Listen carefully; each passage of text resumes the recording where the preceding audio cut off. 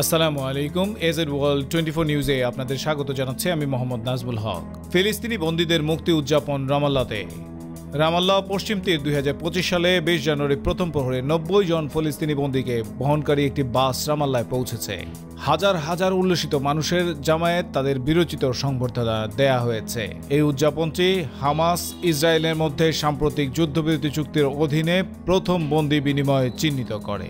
মুক্তি পাওয়া বন্দীদের মধ্যে 69 জন নারী, 21 জন অপ্রাপ্ত বয়স্ক ছিলেন। তারা বাস থেকে নামার সঙ্গে সঙ্গে জনগণের আবেগময় সংবর্ধনায় মুখোমুখি হন। উল্লসিত জনতা ফিলিস্তিনি পতাকা উড়িয়ে স্লোগান দেয় এবং তাদের ফিরে আসাকে সম্মান জানায়। অনেক বন্দীকে উল্লসিত জনতার কাঁধে তুলে নিতে দেখা যায়, যা তাদের বিরচিত অবস্থানকে চিত্রিত করে। মুক্তিপ্রাপ্তদের মধ্যে অন্যতম ছিলেন 62 বছর বয়সী খালিদা জারা, যিনি popular front of the liberation অফ প্যালেস্টাইনের একজন গুরুত্বপূর্ণ সদস্য।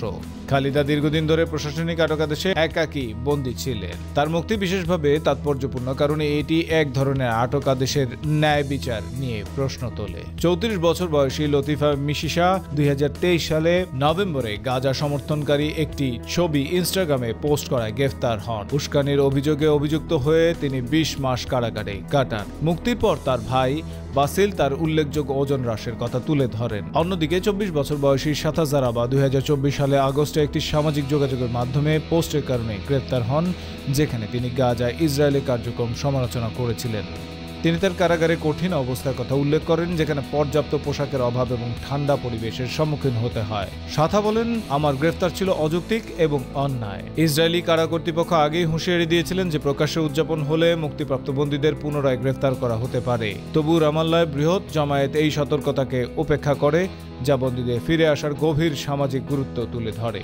আন্তর্জাতিক পর্যবেক্ষকরা বিশেষ করে অপ্রাপ্তবয়স্ক এবং শান্তিপূর্ণ কর্মকাণ্ডের জন্য আটক বন্দীদের প্রশাসনিক আটক আদেশে নিয়ে উদ্বেগ প্রকাশ করেছেন। মানবাধিকার সংগঠনগুলো ইসরায়েলের আটক প্রক্রিয়া আরও স্বচ্ছ ও আন্তর্জাতিক মান অনুযায়ী করার আহ্বান জানিয়েছে। এই বন্দিমুক্তি 15 মাসব্যাপী সংঘাতের অবসানের লক্ষ্যে চুক্তি একটি অংশ। চুক্তির অধীনে হামাস 33 জন ইসরায়েলি বন্দীকে মুক্তি দিতে সম্মত হয়েছে, যাদের মধ্যে শিশু এবং নারী রয়েছে।